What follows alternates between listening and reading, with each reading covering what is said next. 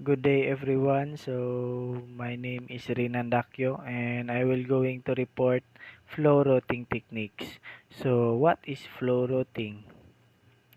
Flow routing is a mathematical method model to predict the changing magnitude, speed and shape of a flood wave at one or more locations along waterways such as rivers, reservoirs, canals, or estuaries.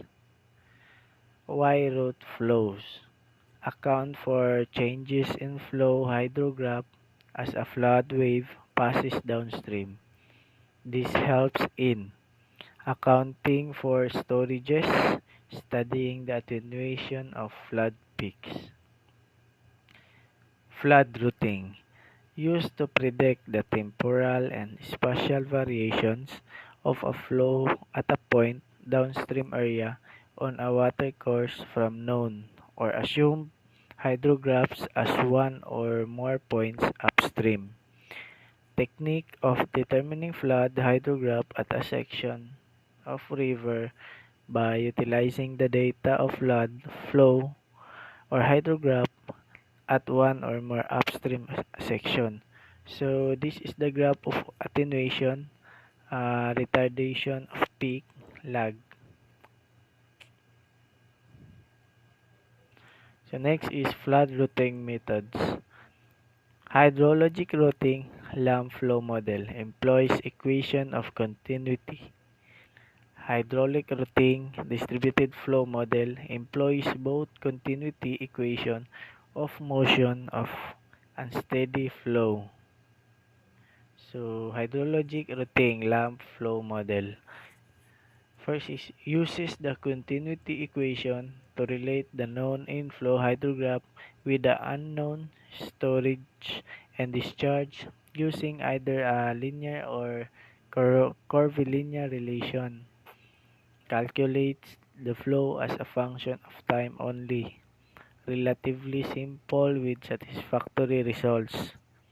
The flow rate is solved at the desired locations, then corresponding water level computed assuming steady, non-uniform flow along the channel.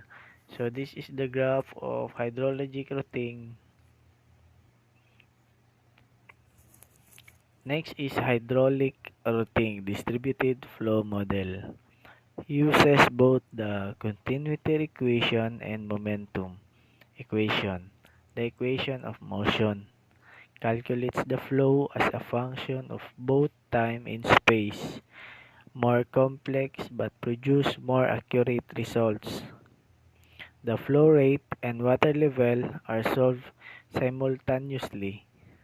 So this is the hydraulic routing image or graph.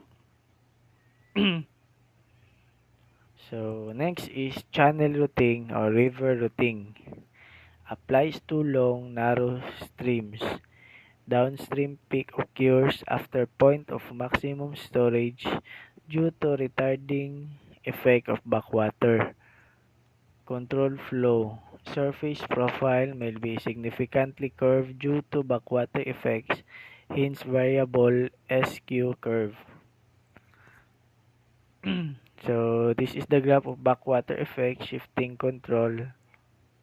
So next, channel routing masking method.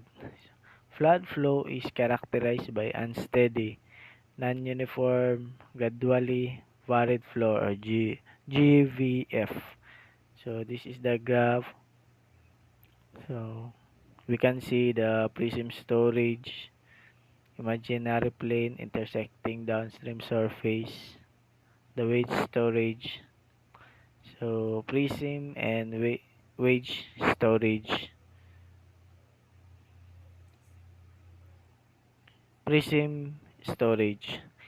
Assuming that the cross-sectional area of the flood flow is directly proportional to the discharge at the section, then the equation of the prism storage is SP equals K times Q times M, where K storage time constant The unit of K is T in T.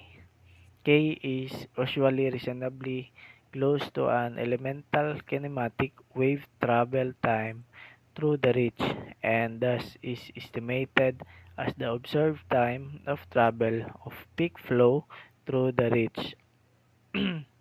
Next is wage storage. So the formula of wage storage is SW equals K times X times IM minus QM, where X relative weights or weighting factor given to inflow and outflow of the reach depending on the shape of the modeled wage.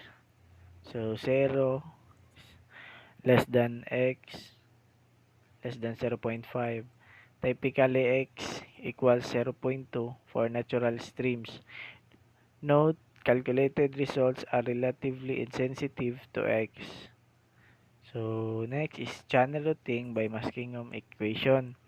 By adapting M equals to 1 for natural channel, total storage S equals SP plus SW.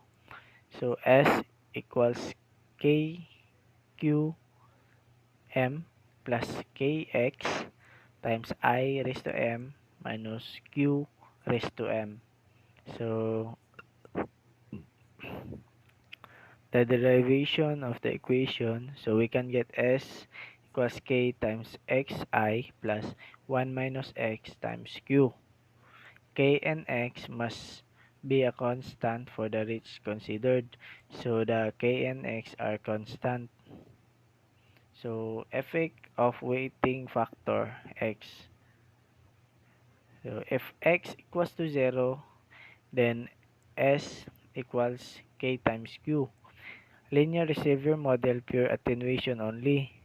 So if X equals to 0.5, full wage develops pure translation.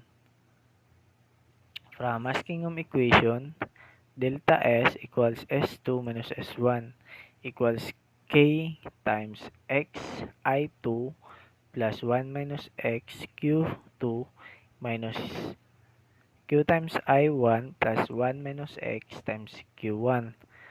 So K times X times I2 minus I1 plus 1 minus X times Q2 minus Q1. From continuity equation, delta S equals S2 minus S1 equals I1 plus I2 over 2 times delta T minus Q1 plus Q2 over 2 times delta T. In flow hydrograph, delta T, I1, I2, Q1, K, and X are known. Only Q2 unknown. Routing procedure. Q2 equals C0 I2 plus C1 times I1 plus C2 Q1. Determine K X storage constant. So select delta T where K greater than delta T greater than 2 Kx. Calculate 0, C1, C2, I2, I1, and Q1 are known. Calculate Q2. Proceed to next time step. So the equation of C0 is C0 equals negative 2K times X plus delta T over 2K times 1 minus X plus delta T. So the equation of C1 is positive 2Kx plus delta T over 2K times 1 minus X plus delta T. And C2 is positive 2K times 1 minus X minus delta T over 2K times 1 minus X plus delta T. So we can get C0 plus C1 plus C2 equals 1. So determine channel parameters for use in masking method. So effect of weighting factor X. So S equals K times Xi plus 1 minus X times Q. So this is the graph of the weighting discharge. So this is the graph of weighting factor x. So how to find k and x? First is obtain inflow and outflow hydrograph.